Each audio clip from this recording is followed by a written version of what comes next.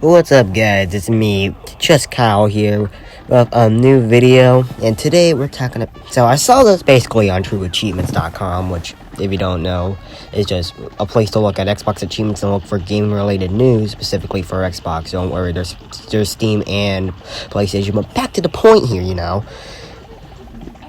They are doing a new series where they're talking about crazy achievements that we're all glad that didn't make it into games. And their first episode was Cuphead, so I'm like, what the heck, I might just do a video on these. And some of these achievements, I am so glad they did get it in.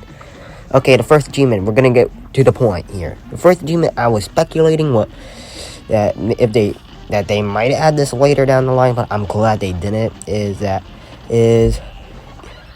get an S rank on all bosses. Now, getting an S rank involves you playing the boss perfectly by beating it fast enough, not taking any damage, parrying 3 times and using your EX move 6 times while doing it on expert mode, which is the hardest difficulty in Cuphead. And there's already an achievement for just beating all bosses on expert mode, which is extremely hard, and less than 1% of players even got it. So I guess they just didn't really want to involve this achievement because it's way too hard. And yeah, I know some players might be able to do it, but it really just depends on your difficulty. Again, Cuphead is more of a game where if you just play, you're gonna get overall better. And that's how I got way good at Cuphead.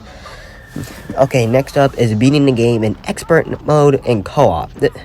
This achievement, I have the same problem with Battle Block Feeder achievements, whereas like beat the game in insane mode in co-op and just beat the game in co-op. I do not like beating games in co-op because you need a second player to be there with you. Thankfully, Cuphead is more co-op friendly than Battle Block Feeder, but beating the game in expert though, it would even be hard if it was just beat the game on regular difficulty with co-op. And you cannot cheat the system by like just beating the devil, which would have been just a time savior. Now, there's one last achievement which I don't really know why it's so crazy, and in my opinion, it's just fine. I guess what you have to do first for this achievement, it makes it crazy, I guess.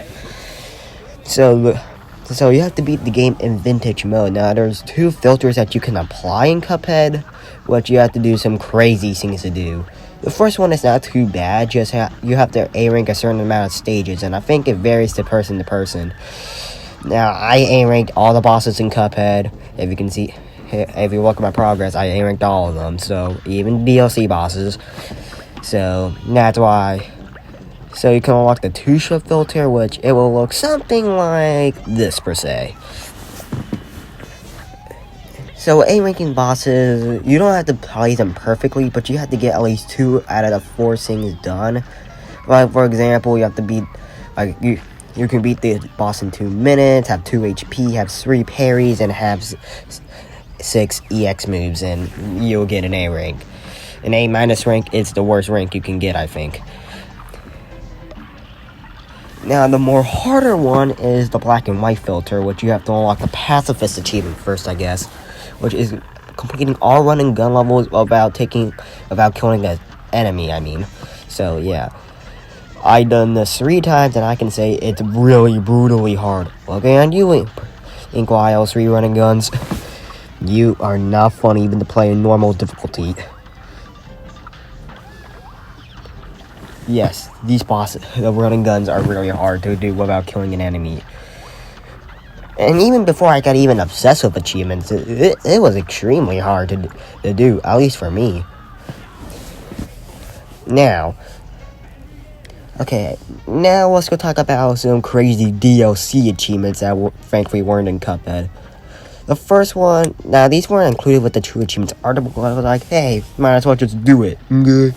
So the first one is beating all the DLC bosses on expert mode. I'm really surprised that it's not really on the achievement list. Well, yeah, the DLC is hard, but there is already an achievement for S-ranking a boss in the DLC, so that's why I feel like they just didn't include it. Now, the other one I really could think of as maybe getting an S rank on all bosses in the DLC, but again, same problem with expert difficulty. It ain't fun. especially even though there's only 5 bosses around, so I guess it's more doable. Next one is getting a P rank on all bosses, which meaning you can't kill any enemies besides, the boss. That one would make a little bit more sense, but there was already an achievement for doing a single boss. The hi-hat, where it's the same thing, but you had to do it with a single boss on Igual 4, so I feel like that one is way easier, and I got that really easily. No, I'm surprised that there's not an achievement for beating the full, the base game with Miss Chalice, because you already unlock a filter for Mr. Chalice for that, so why not an achievement? I'd much rather have an achievement like that than the King's Admiration, where you just beat the King's Gauntlet, which you get no reward other than an achievement, which I only did it for the achievement. Now, that is it, I guess. Bye.